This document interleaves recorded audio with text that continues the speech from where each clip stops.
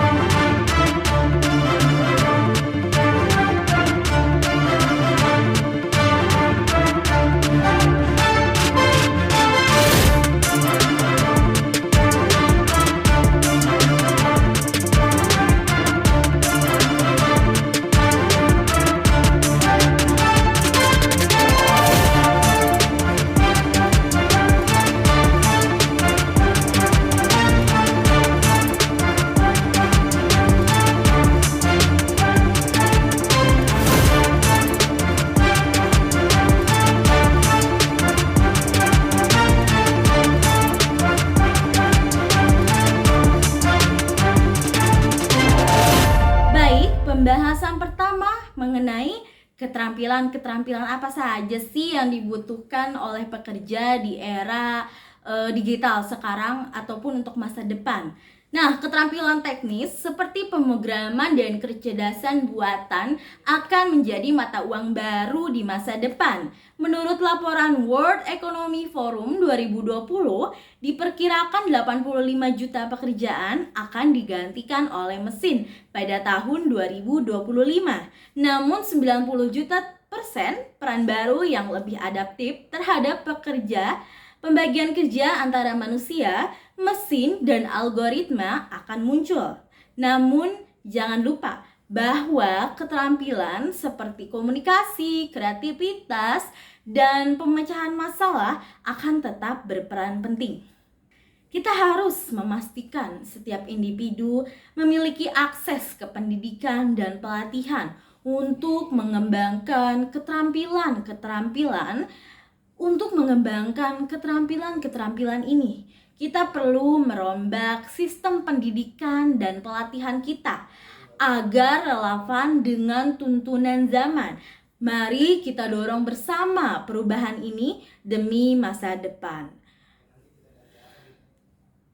Baik, di samping itu kita akan membahas mengenai pekerjaan baru dan lama, bagaimana transformasi dari pekerjaan lama ke baru ini yang nantinya akan dihadapkan dengan tantangan otomatisasi. Nah, otomatisasi tidak hanya menghapus pekerjaan, tetapi juga menciptakan peluang baru di bidang teknologi, perawatan kesehatan, dan ekonomi kreatif.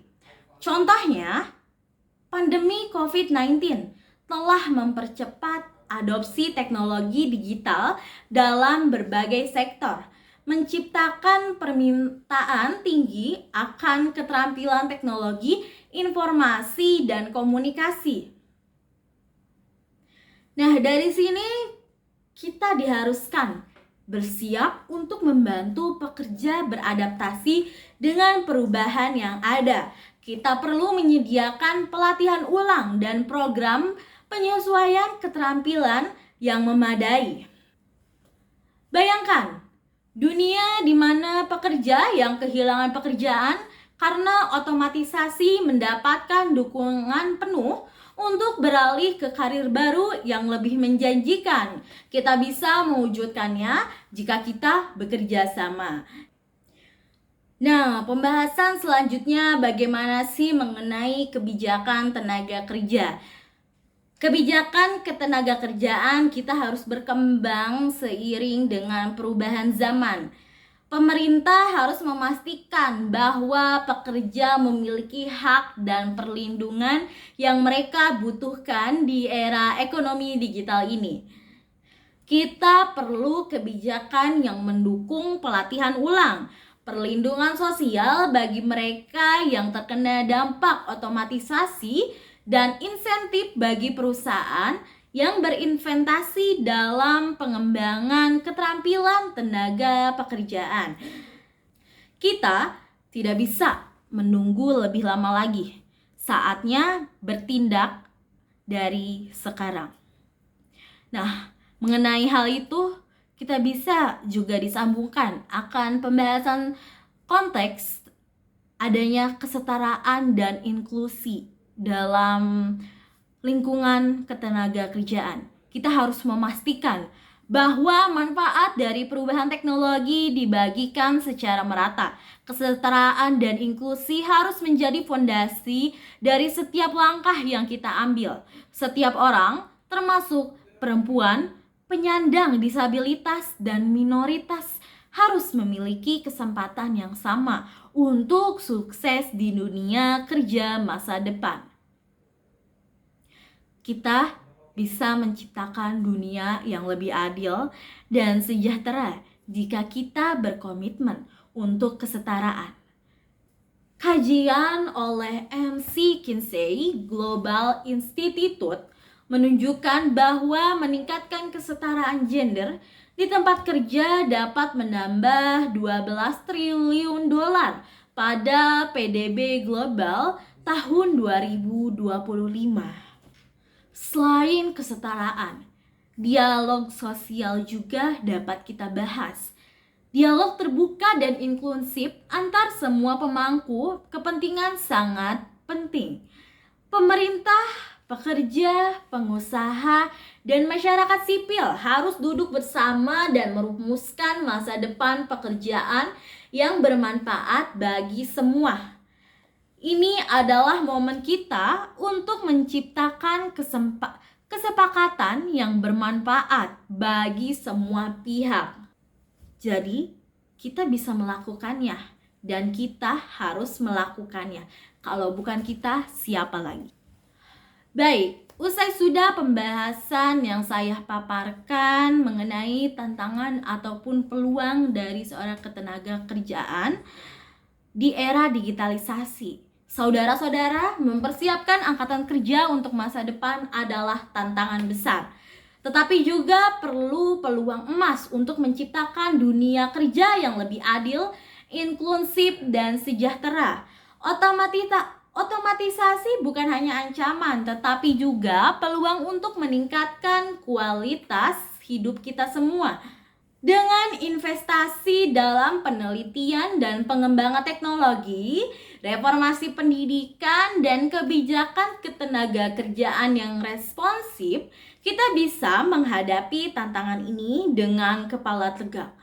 Mari kita bekerja bersama dengan visi yang jelas dan komitmen yang kuat untuk kesejahteraan bersama.